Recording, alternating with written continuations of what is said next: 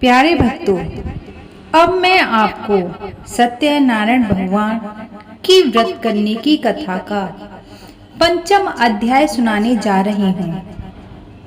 प्यारे भक्तों, इस कथा का श्रवण पूरी श्रद्धा के साथ करें।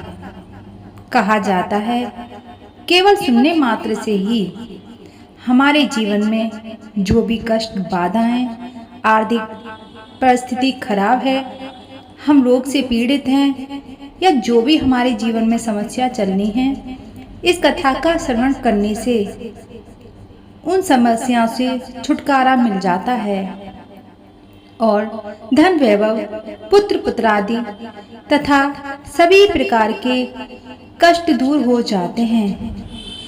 तो चलिए प्यारे भक्तों, जोर से एक जयकारा लगाते हैं। बोलो सत्यनारायण भगवान की जय। श्री सूत जी बोले, हे ऋषि मुनियों, मैं और भी कथा सुनाता हूँ। कौशलपुर में एक राजा था, तुंगध्वज। प्रजा उसकी छत्र छाया में आनंद पूर्वक रह रही थी। राजा तुंगध्वज अपनी प्रजा के सुख दुख का बहुत ध्यान रखता था, लेकिन एक बार उसने भी सत्यनारायण भगवान का प्रसाद ग्रहण नहीं किया।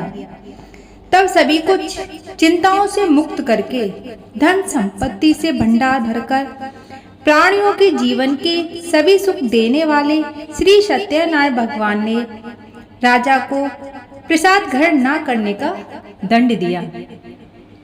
एक दिन राजा तुंगध्वज जंगल में हिंसक पशुओं का शिकार करने निकला था। तेजी से घोड़ा दौड़कर शिकार का पीछा करते हुए वह अपने सैनिकों से अलग हो गया और देर तक हिंसक जानवरों का शिकार किया। अतः कुछ देर विश्राम करने की इच्छा से वह एक बड़े वृक्ष के नीचे जाकर बैठ गया। समीप ही कुछ चरवाहे श्री सत्यनारायण भगवान की पूजा कर रहे थे। राजा ने उनके पास से गुजरते हुए सत्यनारायण भगवान को नमस्कार नहीं किया। चरवाहों ने राजा को पूजा के बाद प्रसाद दिया, तो राजा ने उन्हें छोटे लोग समझकर प्रसाद ग्रहण नहीं किया और घोड़े पे सवार हो अपने नगर की ओर चल दिया। राजा जब नगर में पहुंचा तो देखा कि उसका सारा वैभव तथा धन संपत्ति आदि नष्ट हो गया। श्री सत्यनारायण भगवान के प्रकोप से राजा निर्धन हो गया। तब राजा ज्योतिषी ने राजा से कहा, महाराज, आपसे अवश्य ही कोई भूल हुई है। अगर आप उस भूल को प्रायश्चित कर लें तो सब कुछ पहले जैसे हो जाएगा। राजा को तुरंत अपनी भूल का स्मरण हुआ। अतः मंदिर में जाकर राजा ने श्री सत्यनारायण भगवान से क्षमा मांगी और उनकी पूजा की। पूजा के बाद प्रसाद ग्रहण करने से श्री सत्यनारायण भगवान की अनुकंपा से चमत्कार हुआ। राजा का खोया वैभव पुनः लौट आया।